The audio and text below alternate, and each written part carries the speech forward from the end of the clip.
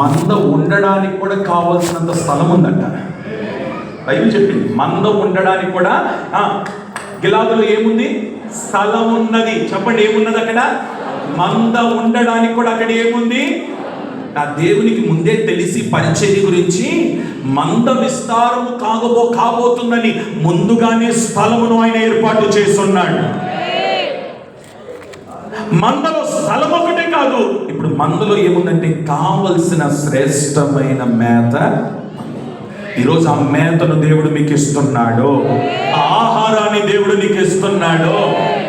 మాట చెప్తాను, జరిగిన విషయం చెప్తాను. చక్కగా మంద ప్రార్థనకు వస్తుంది. ఇక్కడ కాదు, మన దగ్గర కాదు, వేరే దగ్గర.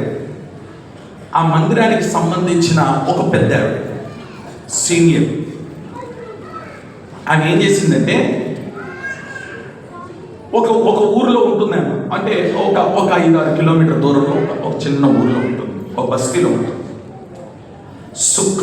శుక్రవారము ఇంత దూరం మీరు స్త్రీల కూటానికి ఎందుకు, మనమే నడిపిద్దాం స్త్రీల కూటం అని చెప్పి నెమ్మదిగా ఇక్కడికి వచ్చే మందను అక్కడికి డైవర్ట్ చేసి ఆదివారం నిలబడి మైక్ పట్టుకొని సాక్షి చెప్తుంది. దేవుని మహాకృపను బట్టి 3 వారాలుగా మేము శుక్రవారం స్త్రీల కూటము మా బస్తీలో నడిపించుకుంటున్నాము. ఏమండి, ఇక్కడికి వచ్చే వాళ్ళందరూ అక్కడ పోగవుతున్నారు.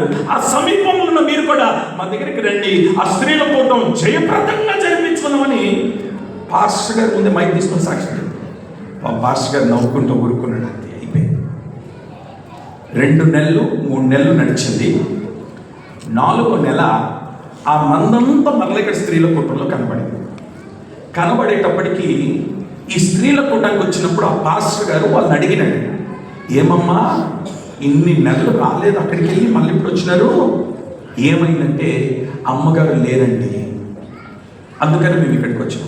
ఏమైంది అమ్మగారు అని అంటే, అమ్మగారికి షుగర్ ఎక్కువైపోయి కాలు పుండొచ్చింది, పిండేవారు లేక కాలు కుళ్ళిపోయి సగం కాలు తీసేసి హాస్పిటల్లో ఉందండి.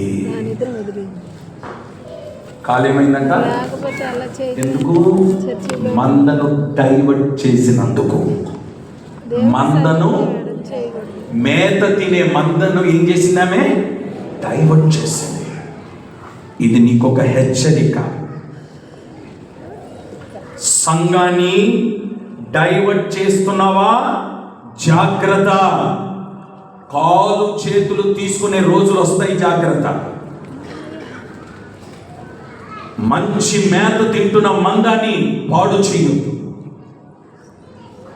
సరైన శ్రేష్టమైన మంద, ఆ మేతను తింటున్న మంద మనసును చెరపొద్దు,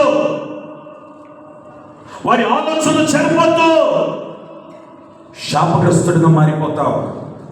గిలాదులో మంద ఉంది, గిలాదులో స్థలం ఉంది, గిలాదులో మేత ఉంది.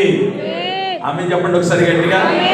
ఇప్పుడు గిలాదు ప్రాంతస్తుడు గనక, ఇప్పుడు చెప్పనా, ఈ గిలాదులో గుగ్గిలము వైద్యం ఉంది, గుగ్గిలం ఉంది. వాటిని అన్నిటిని అనుభవించి మంచి మేత తిన్న ఈ తిష్బీయుడైన ఏలియాట సచ్చిన శవాలను లేపినాడండి. చెప్పండి ఆమేనని గట్టిగా, ఇంకొంచెం గట్టిగా చెప్పండి. సచ్చిన శవాన్ని